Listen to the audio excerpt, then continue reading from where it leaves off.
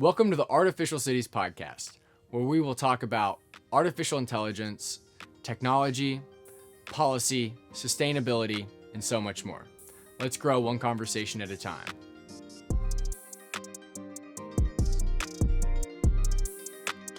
Hello, what's going on, guys? Garrett Livingood here with the Artificial Cities podcast, and today for our guest we have Mr. Michael Schaepe, and we are going to be discussing the environmental disasters happening in our communities today and how that translates to what we're trying to combat with artificial cities, in that we want to design smarter cities. And a smarter city isn't just technology, it's not just data, it's intelligent design that works with the system in and of itself.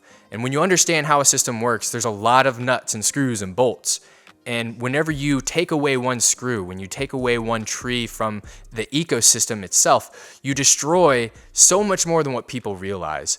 And so Mr. Michael Schaepe has actually been tracking a local dump site.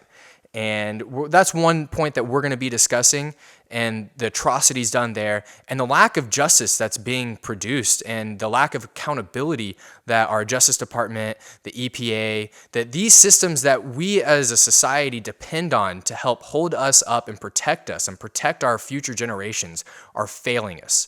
So if you want to go ahead and introduce yourself, and let's dive deep. Sure. My name is Michael Schaepe. Thanks for the introduction, and thanks for having us. Our community has been fighting this issue for quite some time. My background, I have an environmental science degree from the University of Wisconsin. I spent 5.5 years working as a water resources manager for the Oneida Indian Nation in Wisconsin. After that, I went into a science career. I'm presently working for Cargill. I've been working for Cargill for 14 years. I'm the principal scientist for Cargill. Before that, I was a research faculty member, research scientist at Georgia Tech. 21 years of experience at that, mostly in industrial applications. Very cool. So our group, we first came upon this dump, or the dump came into our, it's an illegal dump, came into our neighborhood as a supposed recycling facility, and everybody's guard was lowered. But as the mounds of material became larger and larger, even to the extent where materials were blocking the roadway, we started taking action, and particularly the individual that directly adjacent to the illegal dump went to the council member on a regular basis to complain about it. The DNR got involved, or the EPD got involved, the state EPD, and started issuing citations to the individual for illegal operations. He did not have a permit for much of what he was doing, and but the crazy thing is that you think that the DNR has good control over these issues, and you think it would be a very straightforward, simple thing. He's dumping illegally. You should be able to correct that. And the first citations, or the first actions against this illegal dump, began in 2013, and after every issue of a citation or a citing, his work actually expanded to the point where finally a mountain of material 50 feet high caught fire. And then we not only had to deal with the illegal dump, but now we had the toxic emissions from the dump. And that fire raged for months, and the Environmental Protection Agency was contracted to come in and do air quality testing. They found that, yes, the particulate matter, the ash that was in the air, and certain volatile organic compounds, VOCs, in the air were dangerous to the community, and they issued a statement saying that the air quality is hazardous for people in sensitive groups. The sensitive groups would be people like me, people who are a little bit older, and this is the people, ironically, the people who live in the neighborhood were all, older folks or young folks. That would be the other group that would be a threatened group or a sensitive group. And within a short distance from the dump, we have a middle school, Bear Creek Middle School, and we have Creekside High School. So right within the fallout from this dump. So that was one of the avenues we took in approaching this, that the air is being polluted. Who's it affecting? Our children. And thinking that would be the driver, that, boy, who wants to send their kid to a school that is in an area where they have toxic air? And yet the fire raged on, and it burned for months. In 6 months after the fire was started, and EPA wasn't allowed on the site, which is another interesting thing. The person who owned the site took it to court, and the court said, well, it looks like you're making good efforts to put out the fire, and they allowed him to continue instead of bringing in professionals. The fire departments from this area, South Fulton, did attend the fire initially, and the fire chief said, no, it's too dangerous for us. So he pulled the fire. That's one of the reasons it burned. Finally, after spraying on a number of nasty fire retardants that did get into the water system here, we have testing that shows that, the flames were put out, and the fire chief declared and the EPD declared that the fire's now out. Well, if you ever put out a fire, you know what happens. It's still hot, it smolders, and actually the emissions from the fire got worse. So now we have a smolder, and that went on. It still is still smoldering today. Wow. The air had become so toxic that people were reacting to it. We were here in a short distance from the dump, and starting to have a reaction where your throat starts to swell. You can't breathe anymore. We had to wear masks. We're on a horse farm here. My horse is just across the way. Every time I'd go out to feed the horses, I'd have to wear a mask. Oh my dear. When there was no action from the city or no effective action, and I have a statement written by the city officials saying these are all the actions we took. And it seems like, well, when you first read through, wow, they're really on this guy. And he actually spent time in jail too. And his operations continue to this day in a little different fashion. But they still continue today. So they take action. What I see is the ineptitude or the inability for the agencies that are there to protect us to actually enforce the law. You'd think that it's something as straightforward. This pen has an illegal dump. You can shut it down. No. So now it bursts into fire. There's an active fire there. You should be able to put it out. No. You can't get access to the property. He's putting toxic air. He's creating toxic air. We have demonstrated that's coming from his site and that it's hazardous to the children who are going to the school down the street and to the population who live here. Still, no action. You'd think that we could do that. We can't even do that. So the laws are written for people who want to abide by them, and the people who don't go to court, and they continue. So this fire started in 2018. Here we are, 3 years later, and the issue still is not resolved to satisfaction. This area, and we're talking about how you create environments and cities that are going to be livable. We have in this area a considerable amount of development going on. A lot of that is residential. We also have industry that's coming in here.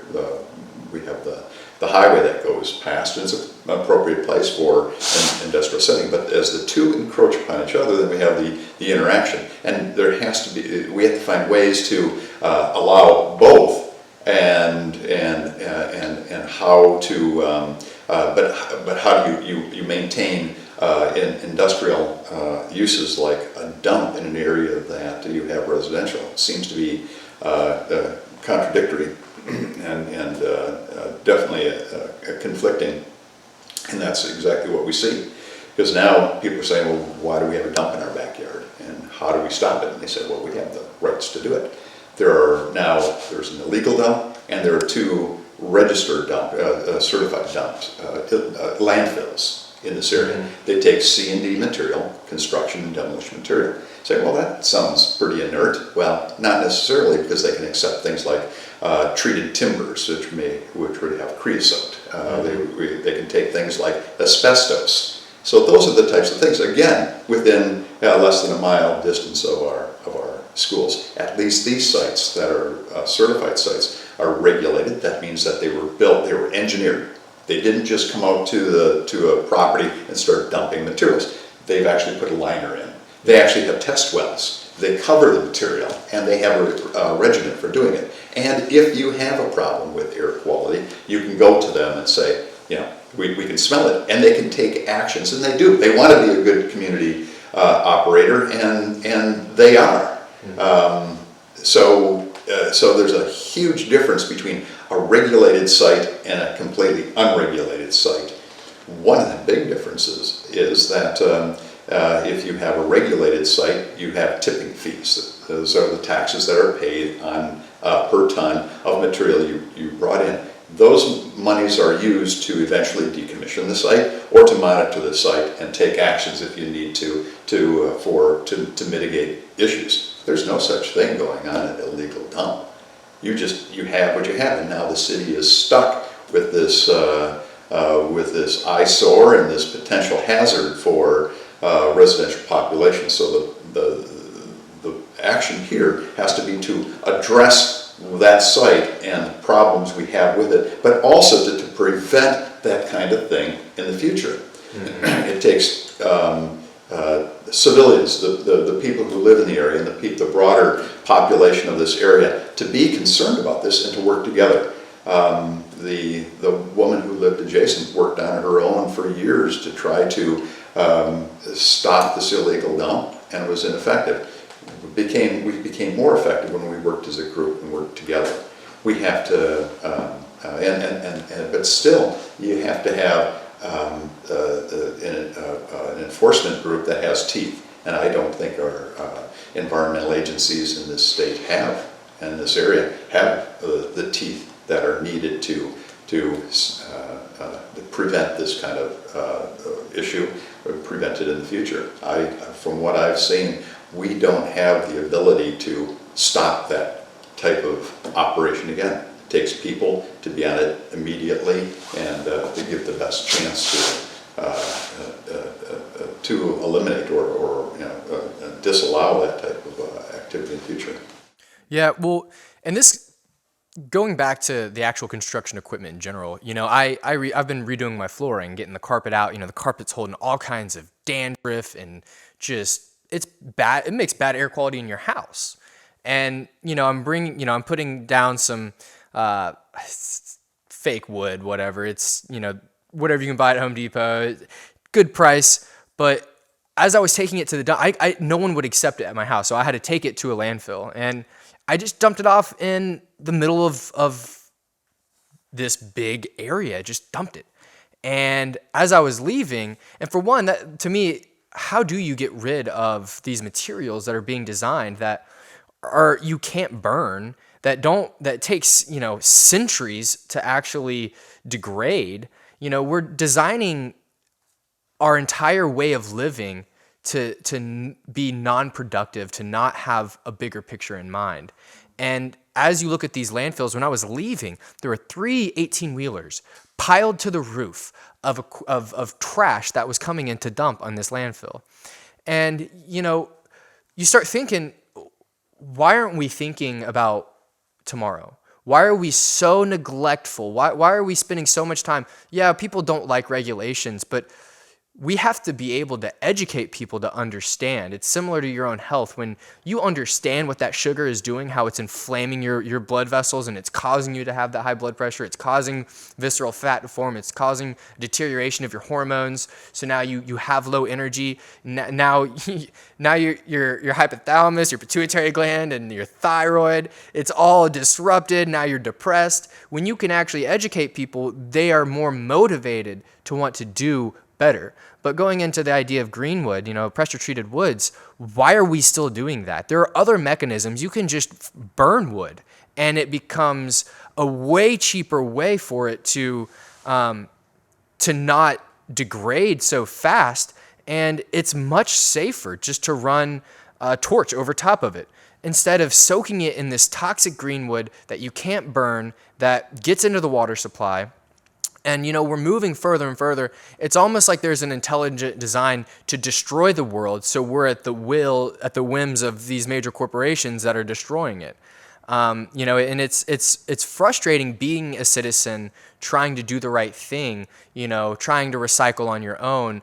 But at the end of the day, on the individual scale, pales in comparison to the destruction that these major corporations are doing and the government is doing. I mean, you look at how much destruction the military is doing to the environment all around the world, and you look at the destruction of how our society is designed. Going back, I think it was in the 50s when Goodyear pushed a lot of policy to get rid of trains and start using buses for public transportation. They really inhibited the development of smart transportation.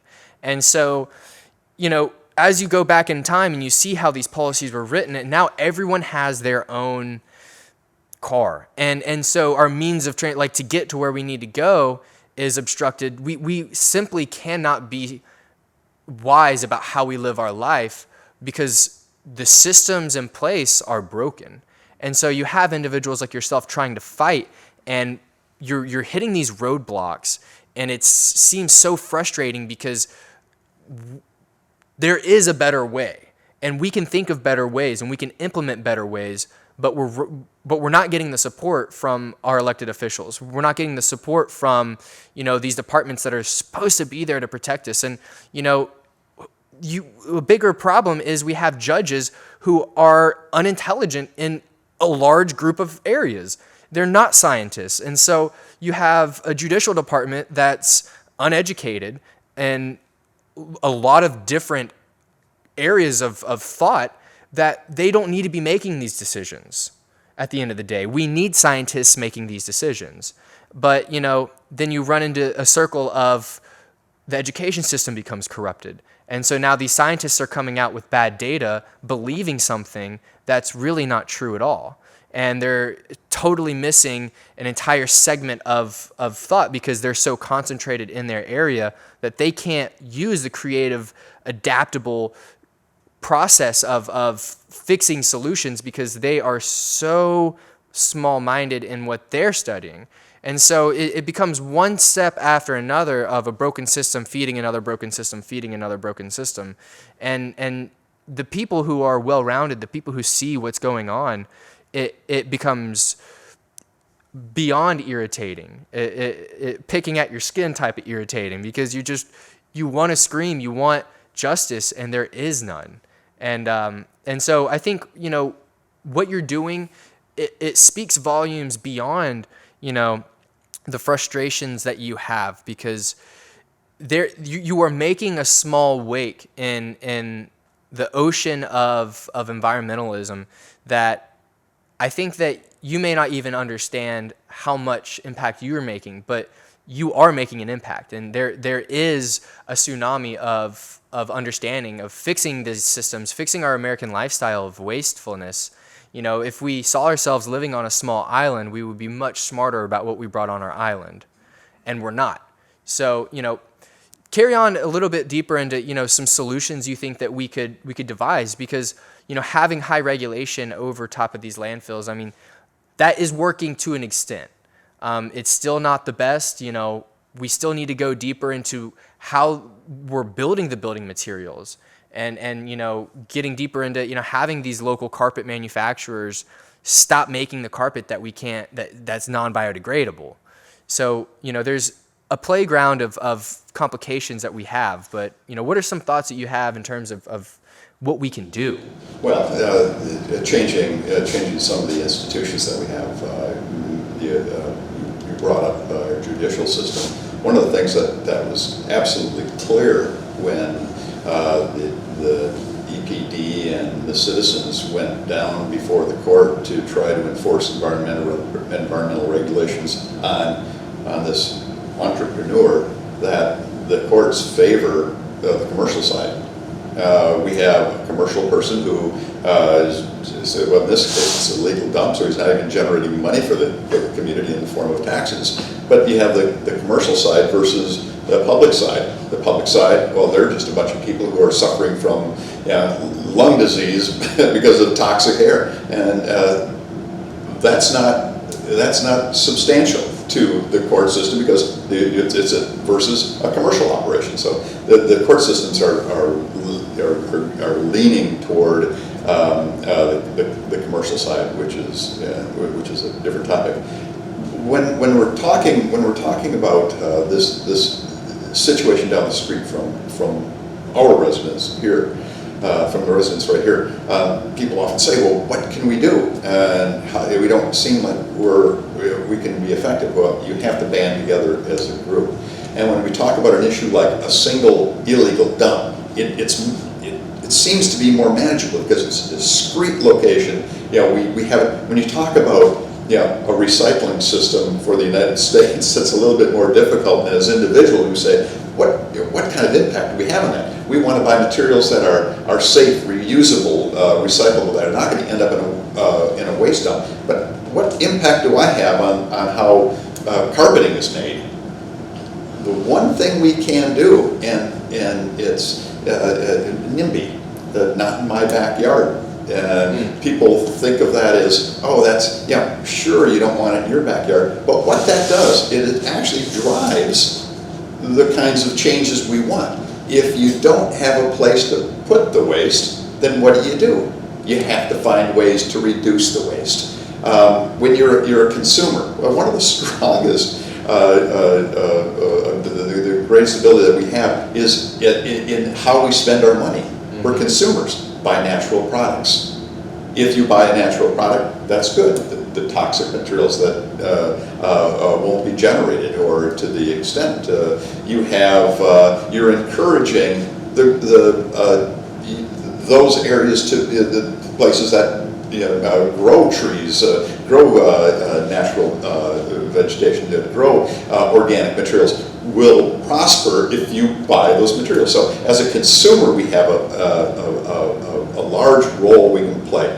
What we buy, if we're buying the things that are better for the environment, they'll sell more of them.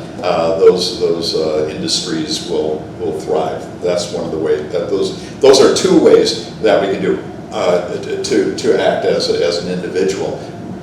As far as how your community grows and the types of things that you're going to allow into your community, you have to stay abreast of what's going on. That means you have to go down to your you have to go down to the city meetings, you have to go down to the county meetings, you have to participate. When there's a question coming up about the comprehensive plan, you have to get involved in it. When zoning issues come up, you have to be involved in it. And that's really tough. We have busy lives, and we want to take care of our jobs, we want to take care of our families, and now we have this other thing that you have to get involved in. It's tiring, and the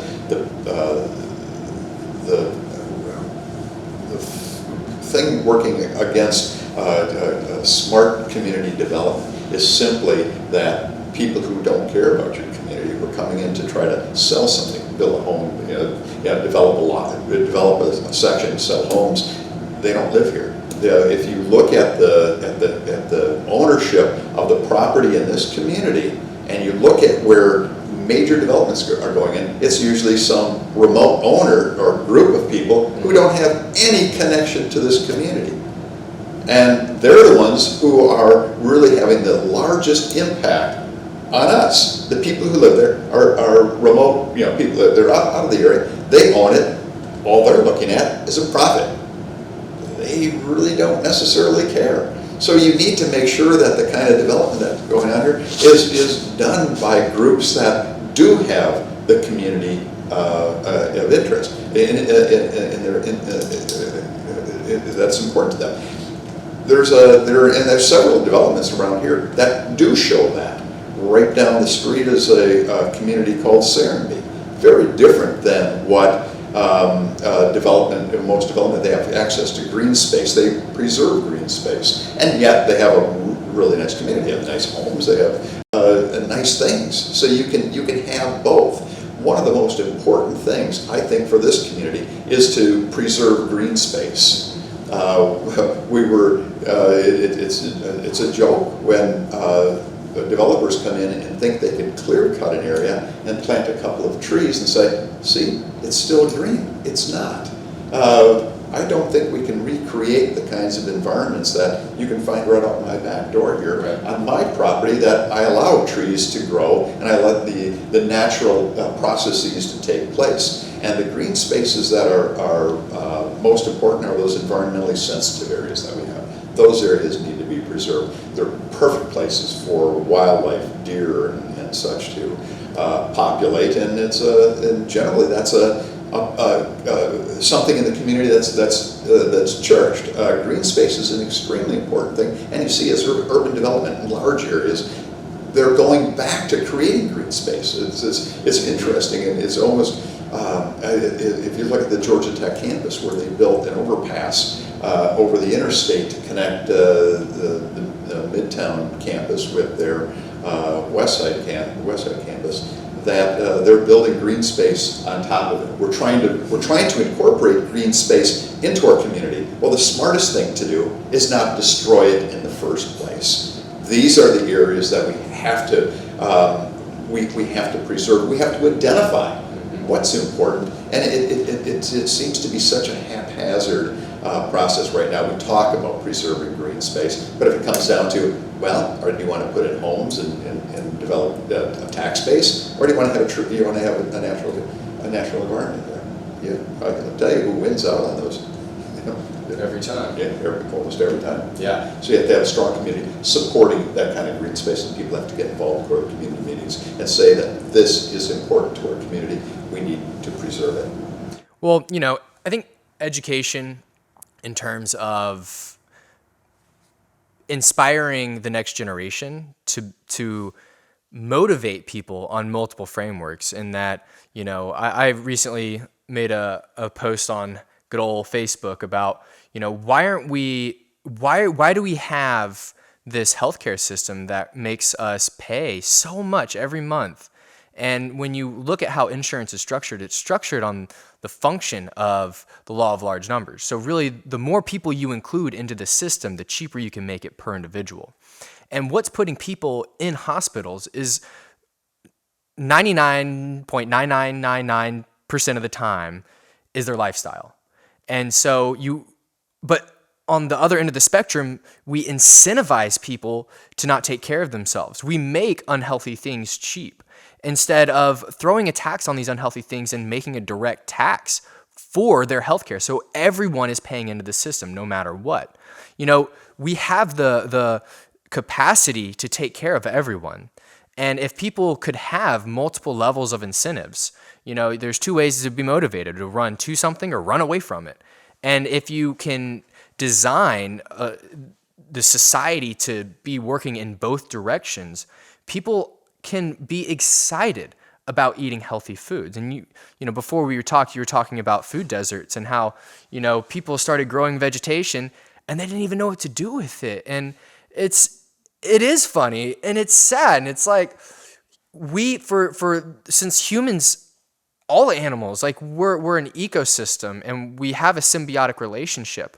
But when we destroy these natural habitats, the snakes leave, the birds leave, and now we have more insects. And so what's our solution for that? Let's spray pesticides everywhere. And so, instead of letting nature run its course and balance itself out, what we end up having is just throwing more trash on top of itself. And more trash on top of itself, and then we'll just throw some dirt on top of it and ignore it. And now we're tainting our entire water system because underwater water systems, like that's very sensitive stuff. And eventually you get to a point where you destroy everything that has kept us alive, and we destroy the earth. We won't have anything. But we have to be mindful of the economy, because currently how we live through the economy. So we have to take steps to be able to make sure people can keep a means to survive and live. But at the same time, what do our jobs consist of? Why are we driving an hour to work? Why is everyone driving an hour to work? Why can't we have a smarter economy that enables more people to work from home, or for people to work closer to home? One project I'm working with on my personal company, Grow My Community, is designing a way for us to geolocate crops for local gardeners and farmers, so we can get farm to table on a local standard, instead of having crops grown in these massive industrial areas where there's a lot of pesticides sprayed. It's poisoning the natural habitat, enabling a more crowdsourced method so the individual becomes empowered, because at the end of the day, it takes a village. And if we're ignoring what the village needs, if we're ignoring the basic needs, food, water, shelter, and we're creating a system where all three of those become toxic, then we're looking at a disastrous situation, I think, that we're seeing right now in our global economy. And so, I really appreciate you making that point of getting involved. And it is hard, being a parent of my son's 9 right now. And, between me and my wife, we're putting 100 hours of work in a week. And that's a lot of time. And we don't have the bandwidth to be as invested as we want to be. I can't go and we're having neighborhoods built all around us, and they're clearing everything.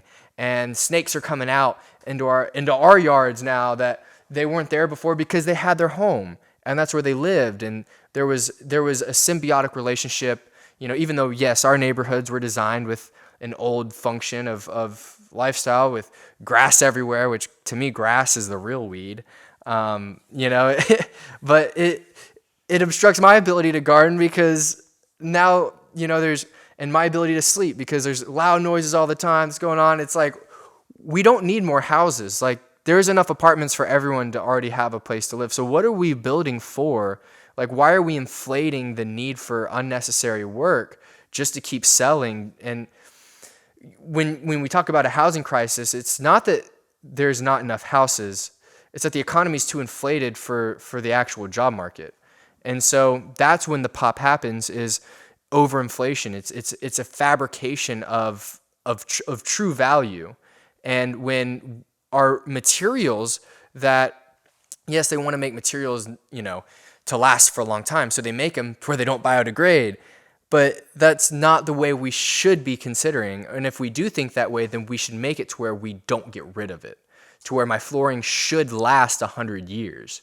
And that's how they used to build 100 years ago. Sure. Yeah. Well, it comes back to the consumer again, and many of the points that you make when you go to the store to buy something. Yeah, sometimes I carry a list of what is the proper thing to do. Which fish should I buy? Because some are wild caught, some are raised, and which one do you buy? I mean, you have to stay abreast of so many things. It's really difficult to understand and to stay on top of what you do, what you buy to make the best purchase, mm-hmm. to support environmentally sensitive practices.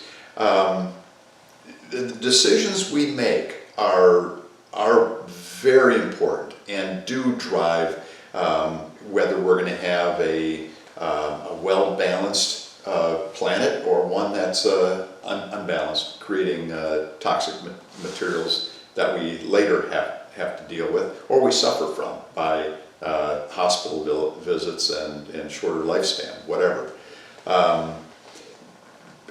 But many of the decisions, many of the things that happen to us, it's not because of the decision we make. There's a reason why we have 2 dumps and an illegal dump down the road here. Mm-hmm. It's about environmental justice. There are communities that get the waste. These dumps would not be located, we're in Fulton County, these dumps would not have been located in North Fulton County. Mm-hmm. They're located here in South Fulton County. Yeah, you don't have to be a genius to understand why that's the case. And it's called, it's related to environmental justice or injustice in this case. And the consequence is that the people who are breathing in the toxic air are the people who had this dump stuck down the road from them. No decision on their own. So that it has to be the decisions we make, but also what the enlightened community and our representatives allow.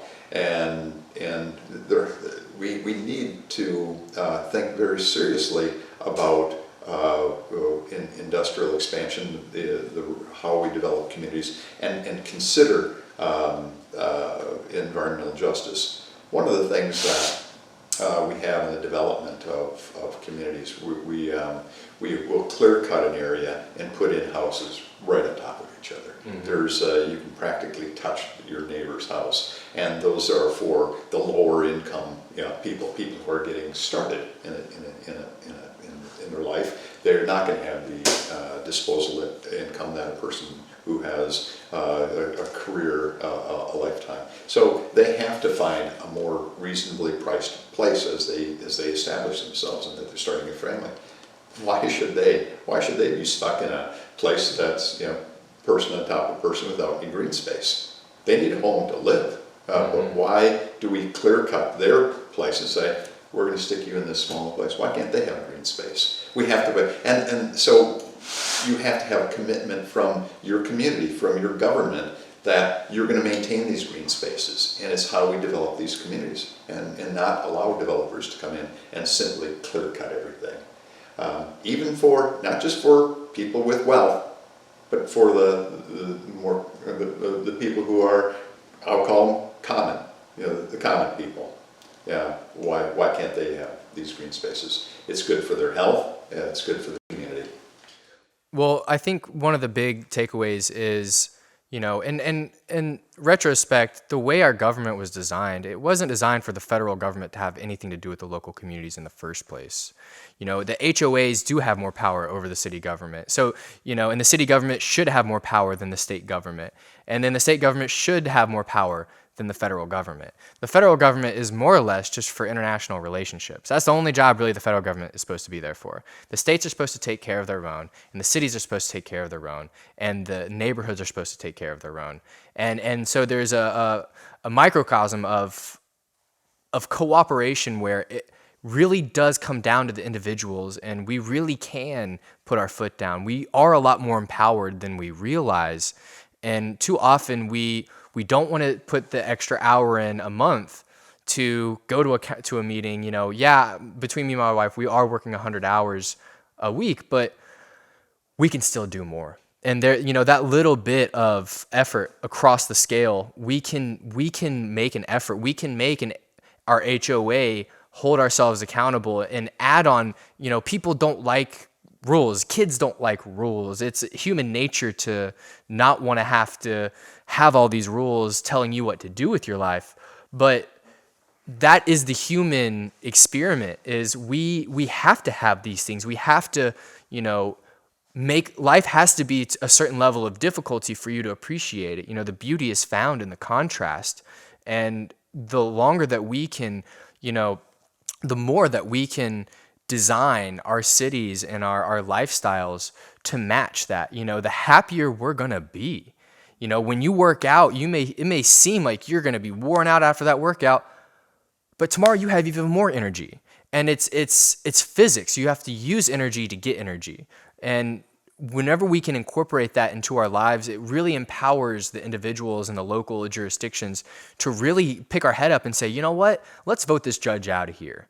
You know what, we do have the power still. There's enough of a democracy in this country for us to really still make a change. And too often people are so frustrated, they want to destroy everything and they want to start over. And it's like, no. You don't understand what you're missing. Like, we have the power still. we can still work together and build stronger communities. It's not a matter of just trashing everything, burning everything. We have, our founding fathers were truly brilliant. No one's perfect. They had their flaws, no doubt, but they were true philosophers, and they truly designed our system to last. And I think that we need to feel empowered, because we are empowered to really make change. And I really appreciate what you're doing with your time. And, I know that it would be a lot easier for you just to move. And that's an easy response I'm sure you've gotten more than once. Well, just move. It's like, you're missing the point. I move somewhere else that's rural, and the same thing is going to happen there. And so these cycles of insanity keep happening because people are just being lazy and taking the route most traveled, which is just get up and go, and then go trash somewhere else. So, I appreciate what you're doing, and I know you've spent a lot of time and a lot of headaches personally fighting for this cause, and I know that we need more people doing that. But this right here, this is advocacy. This opens the doorway for more people to pursue degrees that can actually make an impact. I always joke my political science degree was the most useless thing that's given me the most opportunity in life. But, it has. It's really, I was able to study things that interested me, environmental policy. I was able to study nonprofit management, and that opened the doorway for me to learn business management. So the human is creative. We can take something and act as if it means nothing, or we can see the investment and be happy about what we're doing every step of the way. We can see a vegetable and say, there's not much flavor, or we can go and get some herbs and make it flavorful. It's interesting. You brought up the concept of homeowners associations, and I think that's a very interesting concept. People buy into that. They buy into a community. They support that. And why would people do that? Because they're actually saying, I want to be regulated. Well, what they want to say is that we have a common interests. We have common desires. We have a desire to maintain our community. We will buy into a place that has rules, and we all agree to what those rules are. I think that's a wonderful thing, and there you decide, well, what does the HMO say? What are their rules? Do I agree with them? Is that something I'll buy into? If you do, you move there. If you don't agree with it, you don't move there. I think that's a really nice way of a community establishing what their home environment is going to look like. Mm-hmm. Now, with the dump down the road,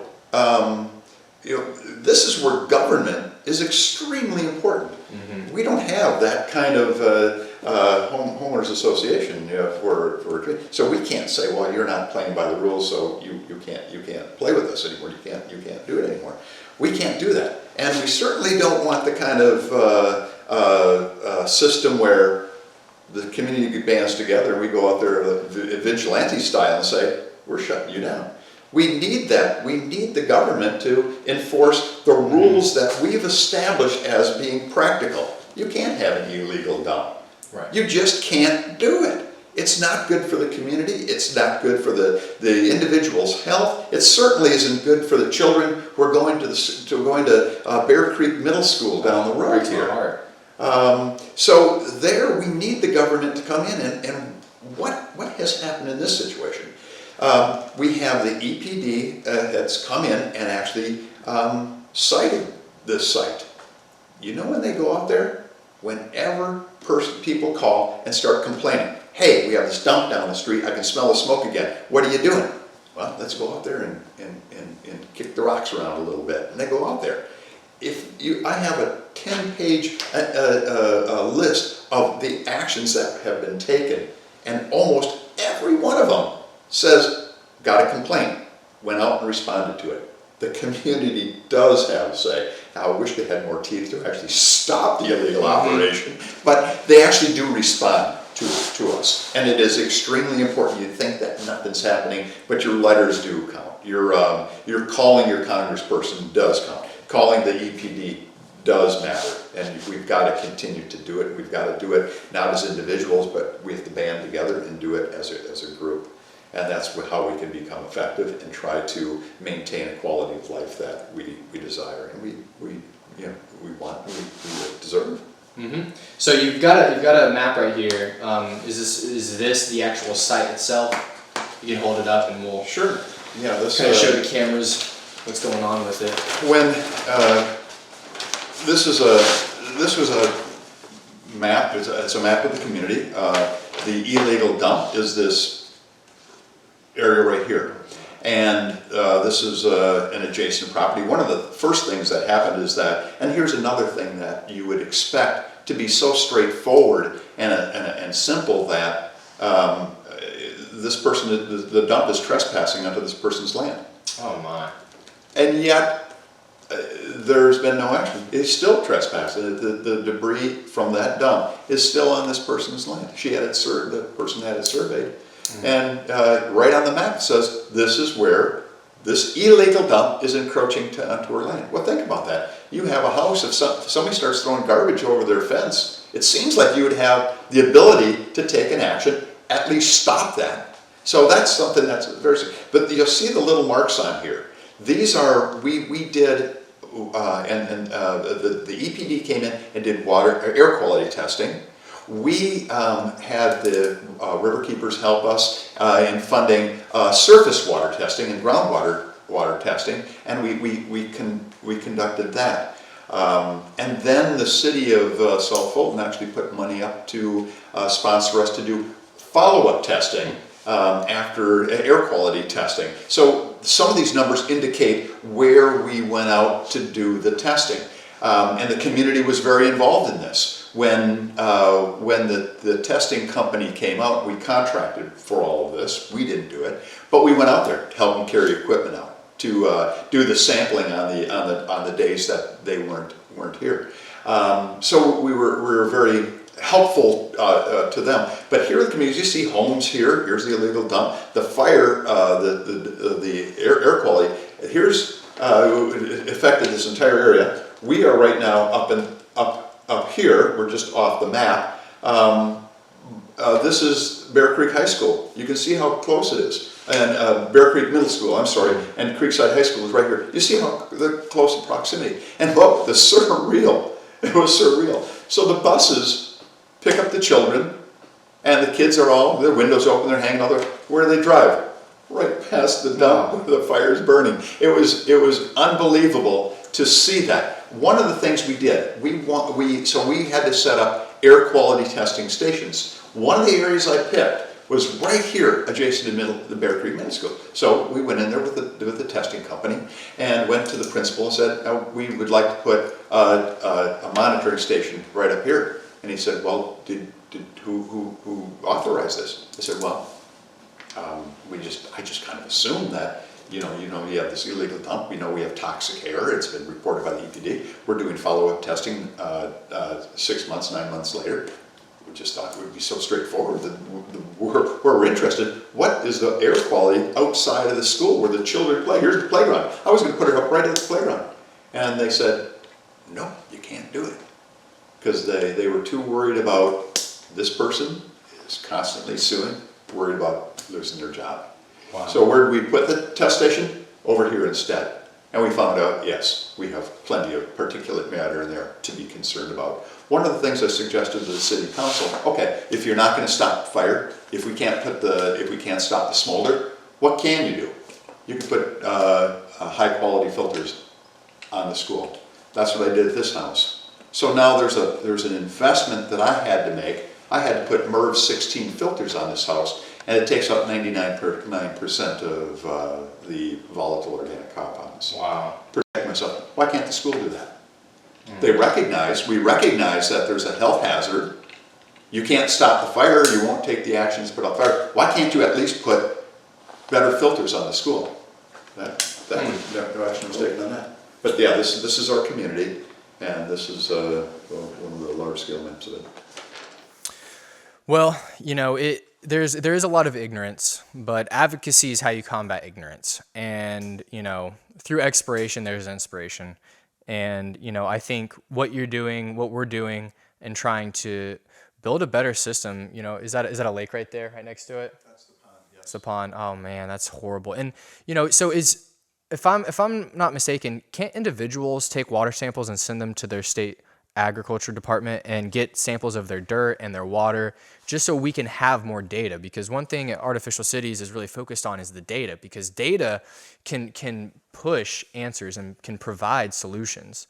So is that the case? If you were going to if you wanted a garden and you wanted to collect a soil sample to see what kind of what you would need to do to enrich the soil, then you can just grab your sample and send it into the conservation department, and they can help you out.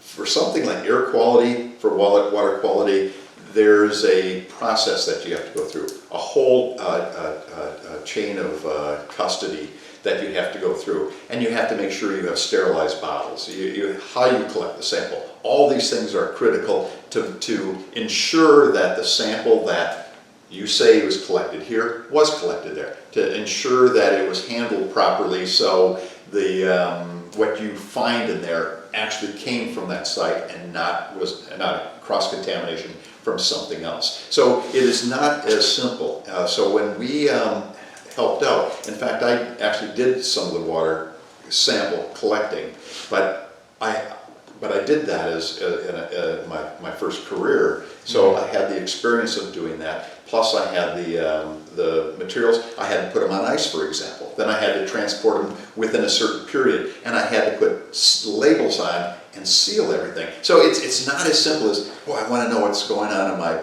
pond, my backyard. You really have to go through the chain of custody and make sure the samples are collected properly, and then take it to a certified lab that does the testing, and then you have to pay for it.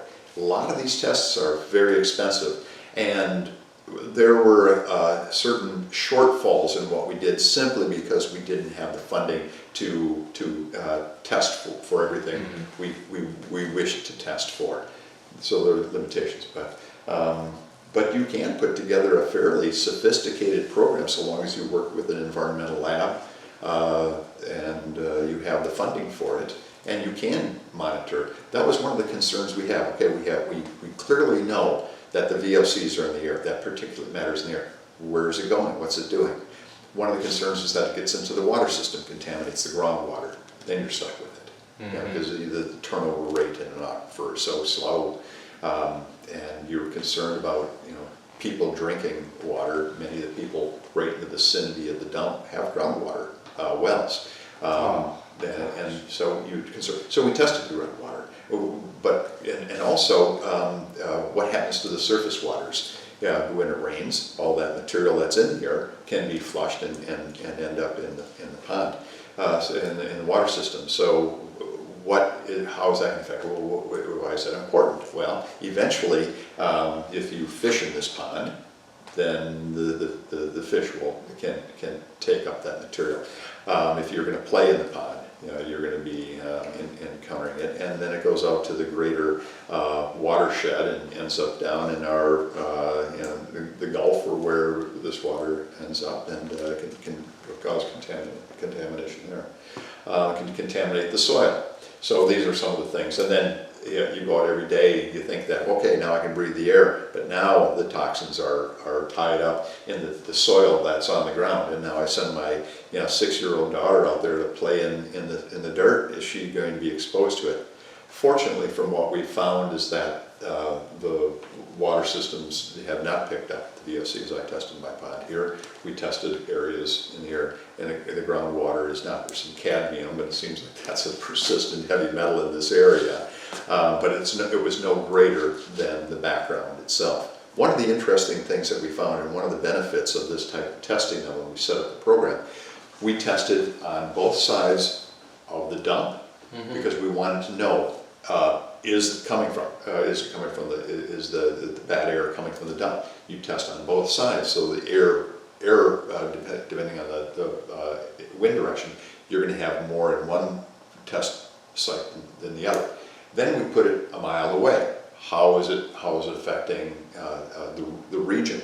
One of the things we found is that at all 3 sites, we found a high level of benzene in the air. higher than what raised. So where does that come from? It's a background here. And then you start thinking about all the industry we have here. Again, these are the consequences. Not these people, the people in this community are suffering from high benzene levels in the air. It comes from diesel, probably from diesel from the industry around here. We have a lot of trucks here. You have to get the waste to the landfill. You mentioned it. There were 3 tractor trailers lined up. So there, and we have the train intermodal right down the road from us here.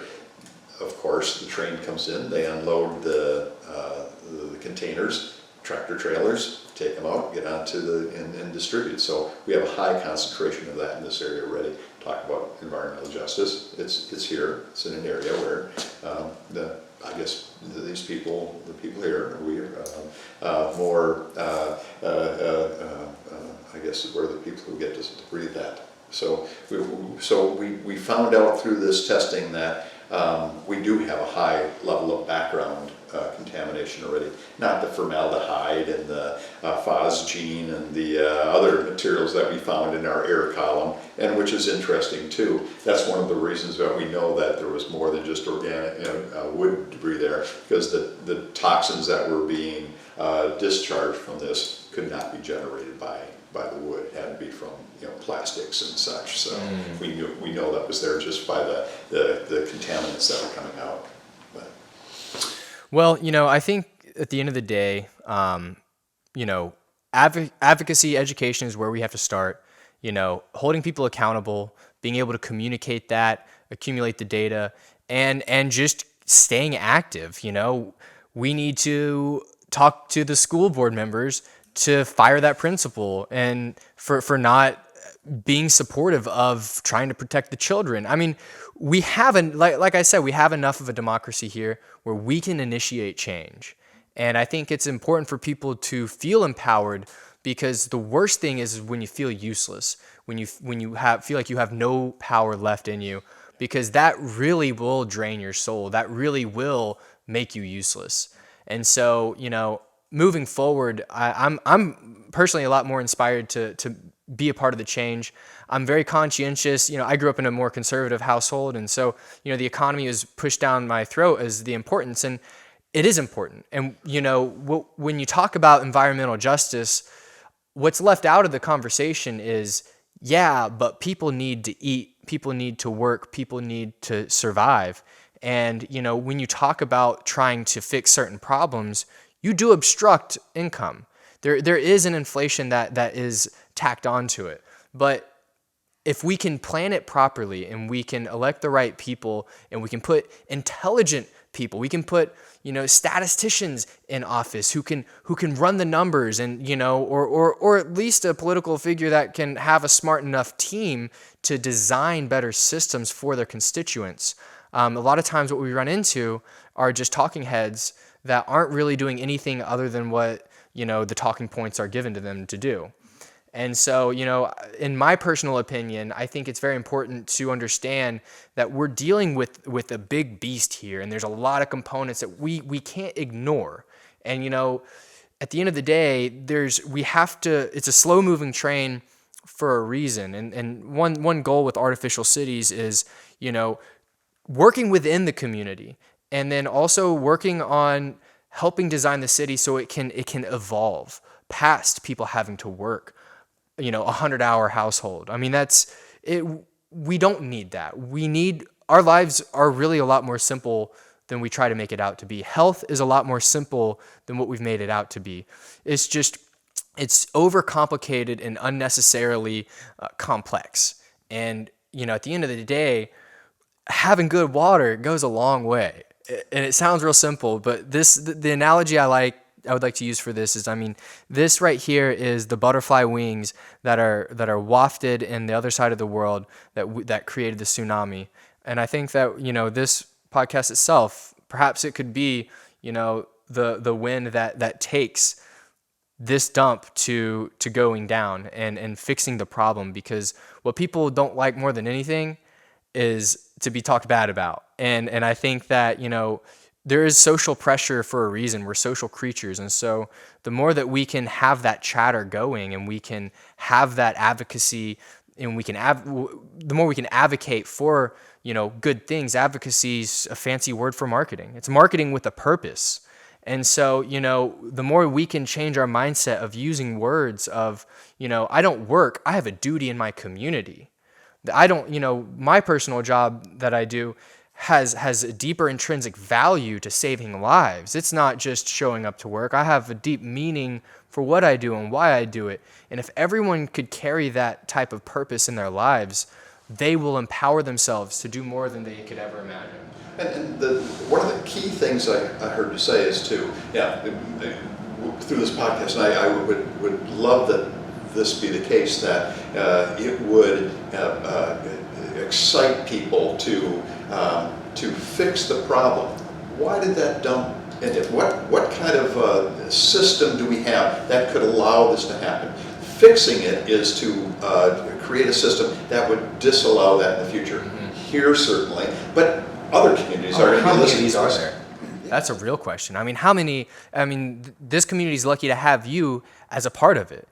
South Fulton's lucky to have Gary a part of it, because you guys are fighting for a better world. And not every community has individuals that are as educated, intelligent, motivated, understanding, that get it. And so, what something like this can do is it can transpire to other people pursuing to fix their communities at home. And it goes back to, taking care of your backyard, which I loved that you said. Not in my backyard. I love that. So, is there anything else you want to touch on? Is there any points that you think needs to be added to the situation at hand? Well, the focus has been on this single illegal dump, but I think one of the most important things, though, is to go beyond that. And just as we're concluding here, that how do you prevent these things in the future? How do people get involved? That's one of the questions when I talk to people. And it's not me who's done this. Taken action. It's everybody here. There has been a group of 20 people who have been adamant. We've been going to the council meeting, so we take up time at the council meeting to speak. I'd say. How you implement in your community, you have to be very involved in your community to drive the kind of cities and the kind of rural communities we want to live in. And the biggest question has been, how do we get involved? Because people don't know. Mm-hmm. And it's curious that one of the information that comes out. We had a nice glossy paper that was written by the state, I think it was, and it described all the actions they were taking. And one thing is, the information's coming out. That's good. The other comment was, why are you spending money on this glossy notebook, piece of paper, when that money should be going to address the issue? So there has to be a balance. It has to be a balance in life. You were just mentioning what's the good work-life balance, and now you have to talk about the life balance. In your life balance, how do you balance between having fun, taking care of your family, addressing community issues? It's a very complicated thing, and sometimes it takes work. It certainly takes a number of people, because sometimes you just burn out, or if you are the only person, you will burn out. So you need the support from the group. So when you are down and you're not able to produce, someone else is right there behind you doing it. Yeah, we had dozens of people who were addressing this issue, going to the court hearings, going to the public meetings, going out there taking pictures, going out there recording when they could see and smell the smoke, and recording it. And it just takes well, you mentioned it, a village. It does. And every conversation, we go a little deeper into how to make our society better. And I think at the end of the day, we all want the same goals, but how to get there is the story. It's the narrative that's exciting. And it's something that, you can become a part of that hero journey to building a better world. And, I do think it's very important for us to retain, the ability for the communities to control themselves, because that's what makes people afraid of socialism, communism, things like that. Is you don't want a large group controlling every little aspect of your life. What you want is a neighborhood taking care of their own, because I can agree to a lot more rigid, rules and standards on a small scale, but it has to be on a small scale. It cannot be from a higher, authoritarian figure, because what happens is oppression naturally happens. And, people lose out on their importance of their role whenever they're a part of just a cog in the big wheel, So empowering the communities to look around, to start taking action, fines, citations, jail time, that is enough to make someone fearful. And I'm sure that the owner of that landfill is fearful in a lot of ways. I think he's probably ignorant in the damages he's doing, the lifelong problems and environmental problems. I mean, he ought to be put in jail forever. I'm not for capital punishment, but I am for making sure that maniacs aren't out running around. And there's a level of ignorance and mania that goes with people who only pursue $1 and see no value in anything else. Well, one of the, and you had mentioned, I had mentioned the school principal who was reluctant to put an air quality monitor on school property because of fear. Fear that there'd be some retaliation, that he was going to take an action, that he knows that this guy is working in an illegal dump. Is that person going to come after me with a suit? Is he going to get me fired? Why? The question is not, did that principal do the right thing or the wrong thing? It's why is he so fearful? Why do we have a system that he's fearing that the possibility of losing his job? Then he loses his ability to sustain his family and his life. So I don't blame him. I blame the system that created the fear. And on the other hand, we have a person who's running an illegal dump who's fearless. He has spent time in jail. Yeah.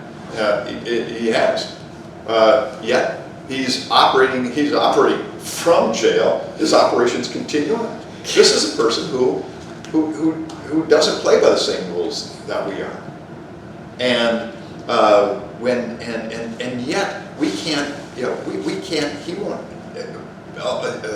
put up the money to properly address this, yet he's able to put up a $500,000 bond. So that doesn't when he say he lives down he lives in the community somewhere in this vicinity. He also came out of the court hearing, gotten his BMW or Mercedes convertible with Florida license plates on. So I mean, there's something more to it. But he's fearless when it comes to the government. He just says, when the government approaches him, he just says, "Go away. I have my attorneys." He sat in court with 3 attorneys sitting next to him, and the judge said, "It sounds like you're trying to do a good job." What we don't, and he's an irresponsible person, a terrible community member. Now, there's something you don't want in a community, yet his operations are going on. He's even considered expanding them because he made an offer on the property that he's, the people who he's polluting. So, and yet, so we say, well, why is he operating? The city has to issue a license for him to operate. Is he operating with a city license? Is he operating without a city license? If he has a city license, why are they giving him one? Knowing that he's polluting our air. If he doesn't have one, how can the city allow him to operate? And here the judge says, you have to operate. In fact, we want you to operate there to clean up your mess. Well, he has, every time we've approached him, the government has approached him, the EPD, or the city has approached him and said, you need to just stop receiving waste. The next time they go out there, he's receiving more. He keeps expanding. So this person is fearless, and there have been no ramifications. He spent some time, well, there are some. He spends time in jail. Now for you or me, for a normal person to say, if you keep doing what you're doing, you're going to go to jail, that might change how your actions. or putting up pictures of his face and shaming him publicly, and sharing his name. We won't do that here, but there's a social aspect to fixing problems, and we as humans, we have these emotions, we have these understandings. If the whole world knew this man's face and name, and he felt the shame of the world, that's powerful. I mean, that's borderline biblical in a lot of ways. Well, and so it's dirty, but the public information is important, because then who's dumping here? Yeah, I mean, it's kids' lives at stake here. So who's bringing the waste in? So he has this site receiving illegal waste. Where's it coming from? What about those people who are taking their waste there, knowing that this is an uncertified dump? They're responsible too. Now, there's this concept of externalities, that industry works and they do their job, and maybe they have a point discharge, that they're discharging something into the water, they're discharging something into the air, they're putting something in a product that could be dangerous. Mm-hmm. They say, we don't want to pay taxes, we don't want to be regulated. So the externality is that they're polluting the air, we breathe it, we go to the doctor. There's a cost to society for that. The time, the pain and suffering, our visits to the doctor, those are our responsibility. Those are society's responsibility, because we're paying for it. Doesn't go back to the company. That's got to change. They have to be responsible for their externalities, the pollution they cause, water, air, or the dangers they put into our presence through the products that they sell us. Yeah. Well, I really think data is one of the key aspects that we can use to support the mission. And just recording data, submitting it, that's one of our main goals, is making sure we have the data to show, to prove, to make sure that people, their inputs matter. Organizing, on our city manager app, being able to direct problems to who can fix them. Because a lot of the average mundane person doesn't know, but they know that this ain't right. And you have individuals getting fined $1,000 for a single piece of trash being thrown out the window, whereas you have these corporations that are dumping hundreds of tons and not having any recourse other than the $10 a ton they pay. So there's definitely a misallocation of, who is at fault the most. Everyone is a part of the problem, even if it's a 0.01%. It's the quantum approach to life. There's a lot of moving pieces that, we have to start with holding ourselves accountable, and we have to make those small investments. And, we have to go out to eat one day less a month, so that way we can afford the organic foods, and the more that we are buying into certain products, it further develops the supply and demand of it. And so, we as individuals can be empowered, and I think that's the biggest takeaway I pulled from this, is how much work you guys are doing to confront this and to work on this and invest into this. I know it's a part of your soul, your character.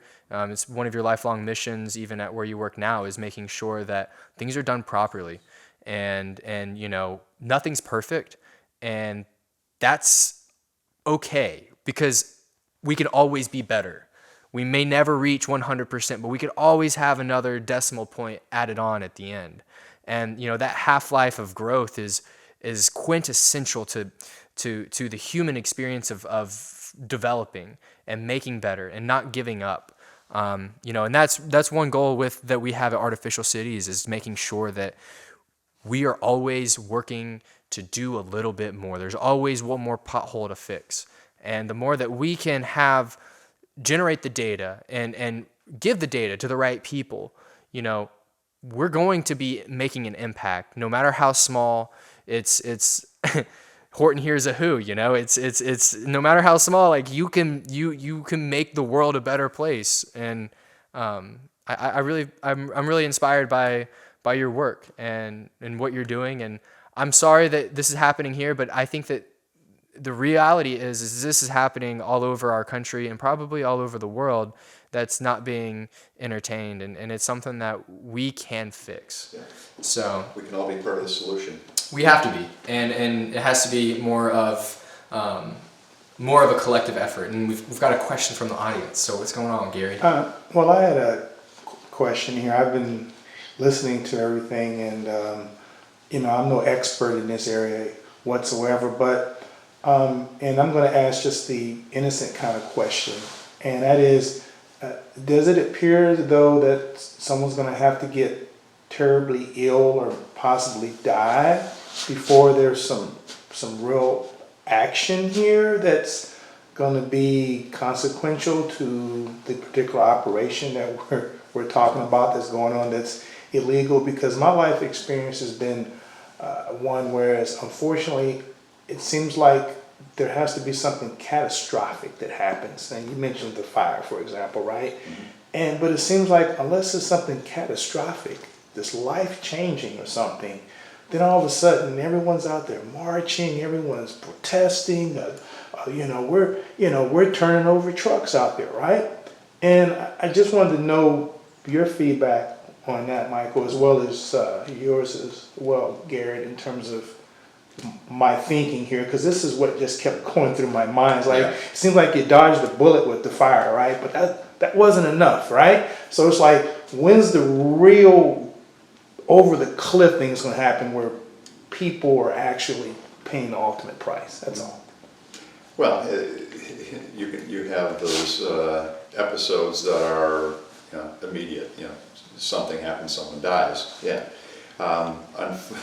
Unfortunately, things like air pollution and contamination of this nature, the children that were breathing that air, what does it mean to their future life?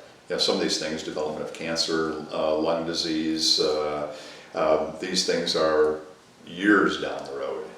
So before they're even detected, or they show themselves. So who knows? Who knows what the overall health effect of breathing toxic air is? And it's nearly impossible to say that the children who grew up in this school are later life suffer from cancer or lung disease, to say, oh, it was because of that fire there.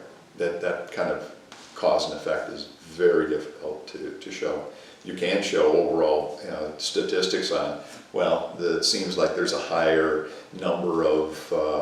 percentage of people with cancer now coming from that school district. Well, we have those. And we know in general that, and this is environmental justice again, that people in poorer communities are suffering more than people who have the ability to, if they have money, to move to a place where they want to live, get away from it, make sure that they have, that these types of events don't happen in their community. So we know that's the case. That is shown that in general, the people who are next to intermodal station, industrial setting, they're processing chemicals, are going to suffer more, and that's just the way it is. Ironically, there are 2 or 3 people who lived right adjacent to the dump fire who have died now. They're older community people. Did they live one day less, because of that dump? Did they die early? Can't say, but I can say they're dead. Yeah, I think the unfortunate truth is, to some extent, there is that social perspective of taking up arms and taking it into our own hands, and that's a sad reality considering where we live in today's day and age, that we shouldn't have to go there. And we have these systems, we have these politicians, we have licensing, we have the institution shouldn't force that on the people. And we saw the riots last year, and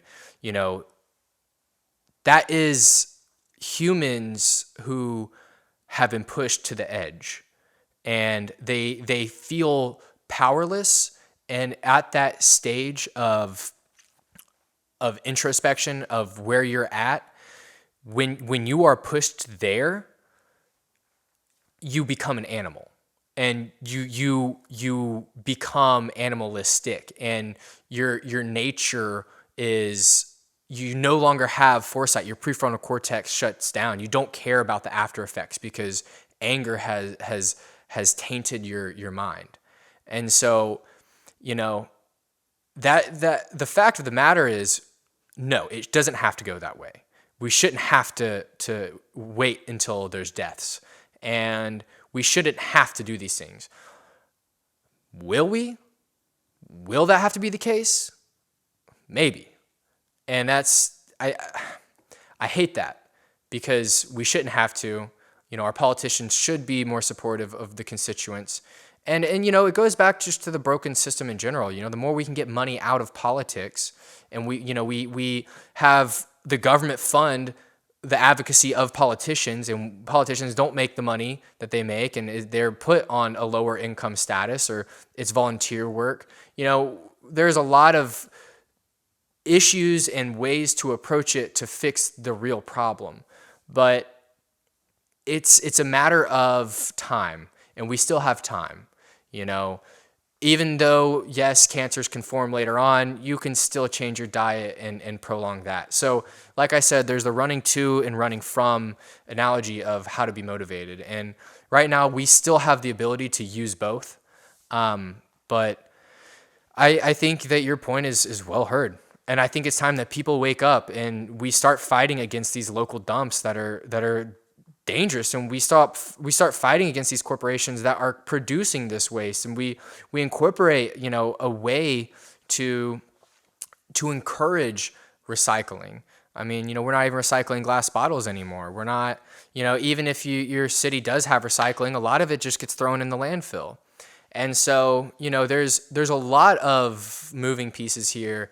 I think that if we focus on the individuals, and, you know, I'm a part of a couple sustainability groups, and it's almost funny, like, how serious these people take it, but like, it's not. Like, we should be taking it that serious. And we live in a convenient lifestyle. That's how the American life is formed.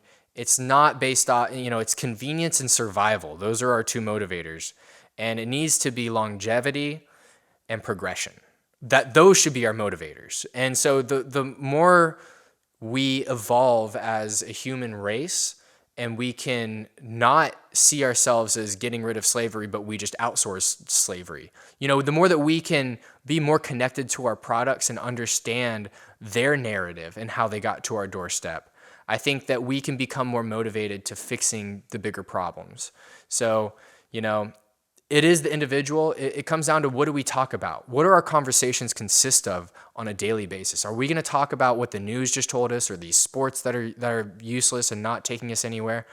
Or are we going to take those conversations and make them mean more? Are we going to talk about how we have an Olympic, one of our Olympiads is having mental health issues, and that's a real problem that all athletes deal with because of the constraints that they're put in.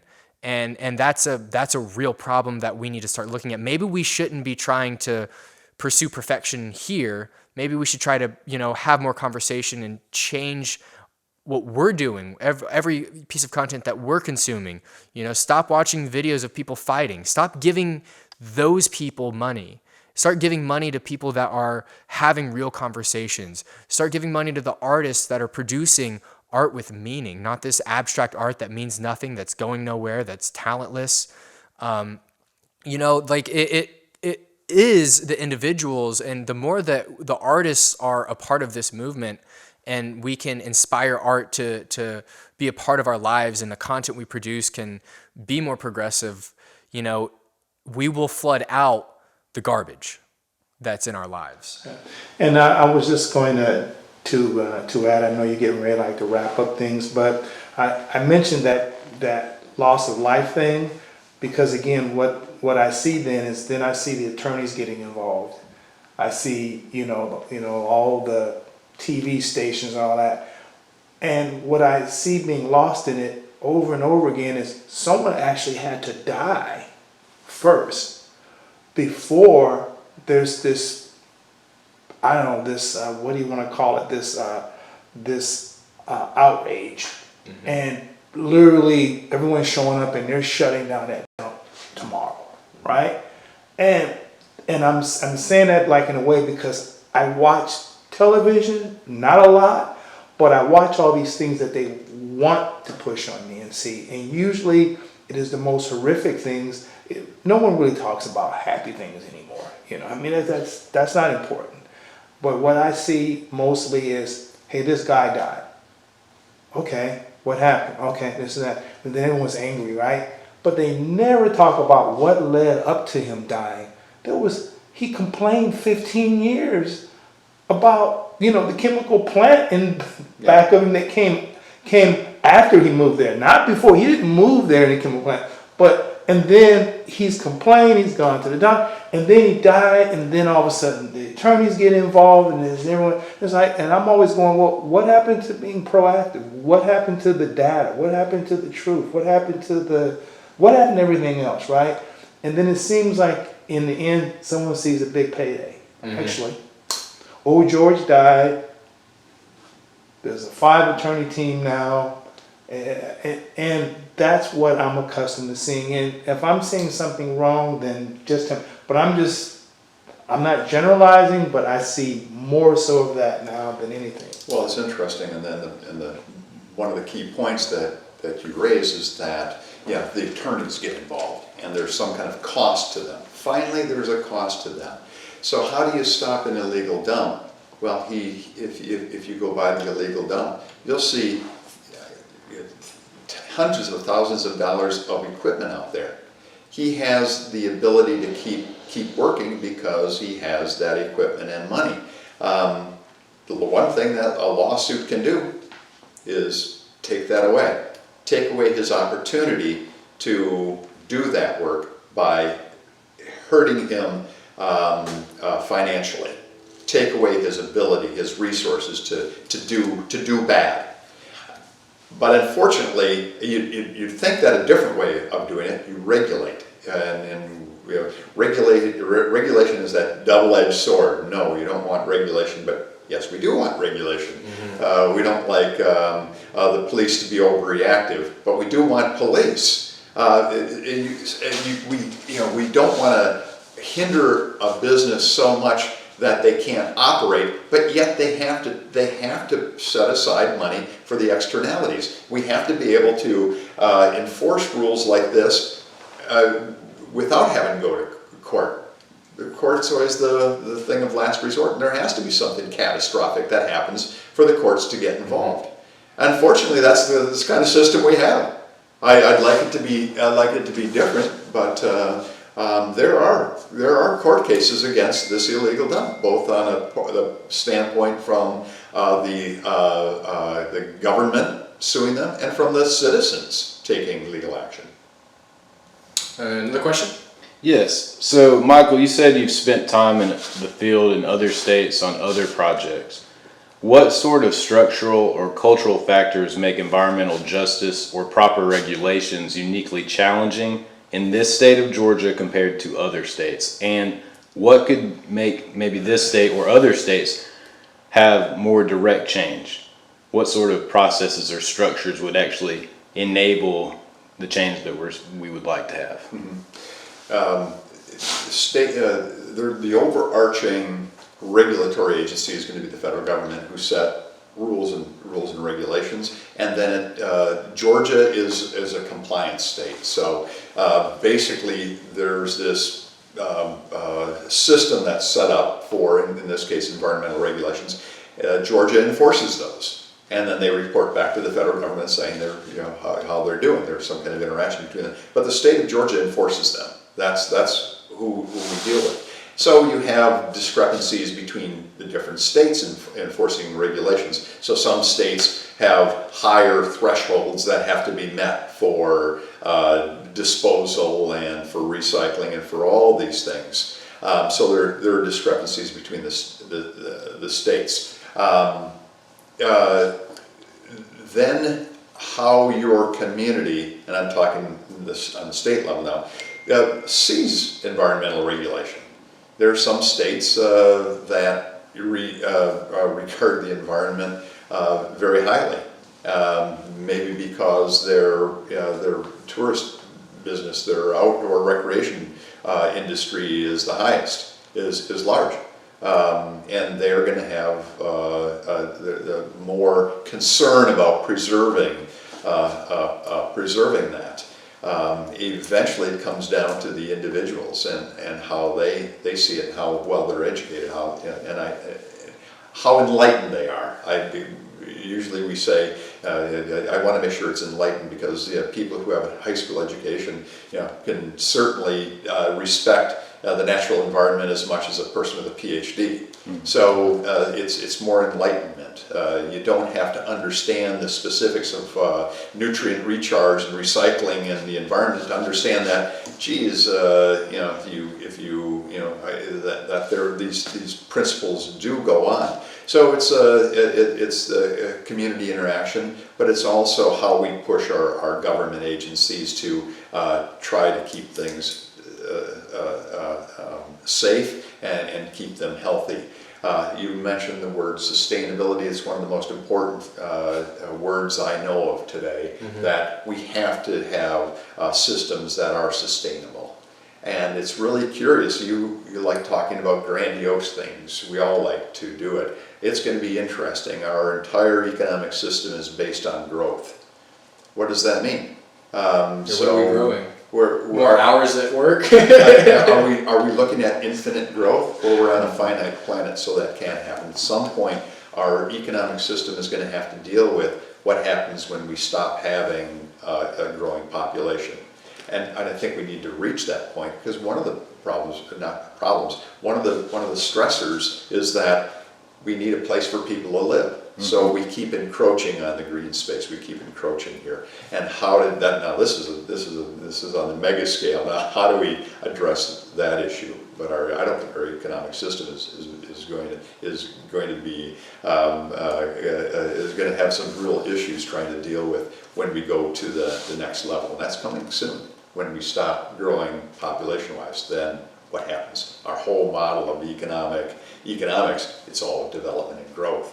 And what happens when that stops? There's going to have to be a different kind of growth in healthcare, growth in education. So we can continue to grow, but not physically. More houses, more industry, more. So that we need to get to sustainability. Okay, thank you. Do you know of a governmental agency or group of people that have a framework that we should all be kind of like aiming towards? Like they have it in action and the proof is in the pudding with them? Like is it Sweden? Like you always hear like the Nordic countries being kind of happy-go-lucky, perfect. Is there like a special place or a group of people that are kind of modeling the behavior we should be trying to kind of adopt on a global scale? There are numbers of them, both governmental and corporate. There are so many good corporations out there that really do, take the opinions and the well-being of their employees into account by giving them fair wages and making sure that they have a safe environment to work in. That they're building products, they're doing services that are environmentally sensitive. They're sensitive to populations, and there are numerous examples of this. As many illegal dumps that we can talk about and say, geez, this is terrible. I'd say there are as many, or many, perhaps more, hopefully more, that are positive. We just need to emulate what they're doing, and those are the businesses we need to cater to. We need to support. There are a number of governments. You mentioned Europe. Europe is in European nations. There are a number of them that are taking global warming, for example, into taking it seriously and saying we're going to discontinue the manufacture and sale of internal combustion engines by 2030. We're going to find an alternative way to structure. They have higher tax rates. It said. They have a higher quality of life, longer lifespan, and a happier population. Costa Rica is a great example in the Central America, where in the Americas, where the government sees the natural environment as extremely important. The tourist industry that comes there, it's very important to them. They maintain it, and they have a good structure of national parks and preserving land and putting in sustainable practices for the agriculture that they do have. Okay. I know Bhutan has actually struggled in recent years due to, from what I understand, the shift in their agricultural ability due to the climate change. And I'm not exactly sure. I should research it more before I overspeak. But they focused on gross domestic happiness, which is basically a survey that they would give out to all their constituents. And they would survey to figure out what made people happy. And it wasn't not working, it was not overworking. There was an incentive of their work having a value, so agriculture became a large part of their economy. So they actually didn't have a currency. They had no currency. They just had a means to live, and they weren't overworked. And community and family was one of the most important things on every single survey that was listed. And so their government designed their lives to fit to that. And I know here at Artificial Cities, we actually have designed a survey to measure people's happiness, to measure, what people need. And so, I think we are here at Artificial Cities working on trying to entertain that idea of changing what an economy is. Because to the average mind, the economy is just $1 and the stock, and it's this figmented type of exchange, but it's really a means of our time. It's a means of, and how much time we have, are we going to work ourselves to the point where we're jumping out of buildings, or are we going to have our job be fulfilling? Are we going to have our job, bring us pride and joy? And, unfortunately, a lot of the jobs that should be doing that, the job of a police officer is actually, their job description is called a peace officer, so these people have lost the ability to be prideful in what they do. Farmers are no longer providing food for their community, but they're making products that's going to manufacturing plants that's now adding carcinogens into it. And these farmers aren't able to make as much money per crop because the government is interfering on their scalability and how they're allowed to farm. And so there's a lot of moving pieces when you talk about having pride in your work and different ways to measure the economy. But, I think modeling that's a good approach. And I think you're right to look for other models because that's how we learn. I mean, we don't have to recreate the wheel. It's already been made before. And I think that at the end of the day, we're in a good place. I think gratitude is the best place to start, and being grateful for what you have and the air that you do have, because it could always be worse. So I think that's a good place to leave because, it is still beautiful outside. We still have green here in Georgia, and it's not all been mowed down. So, I think this is where it starts: advocacy, gratitude, and motivation. And I think this has been a fantastic conversation episode here at the Artificial Cities podcast. I'll have a blast talking. I know Gary knows, I know Keegan knows, I know now. I can talk for days. I think conversation is one of my hobbies. I'd love to make it a full-time hobby, but that's one conversation at a time. But I really appreciate your time and your work here. Well, thank you. I appreciate you focusing on our issue here, for taking on the bigger issues of how we create a viable, sustainable society in planning. Yeah, absolutely. Well, guys, let's grow, and let's keep making our world better, and let's keep having some conversations. If y'all are interested and you have a message you want to give out, you can contact us at artificialcities.com. If you want to see what we're doing and see how if you can incorporate our product into your city, reach out to us, and let's keep making our cities more sustainable, more intelligent, and more efficient. Peace.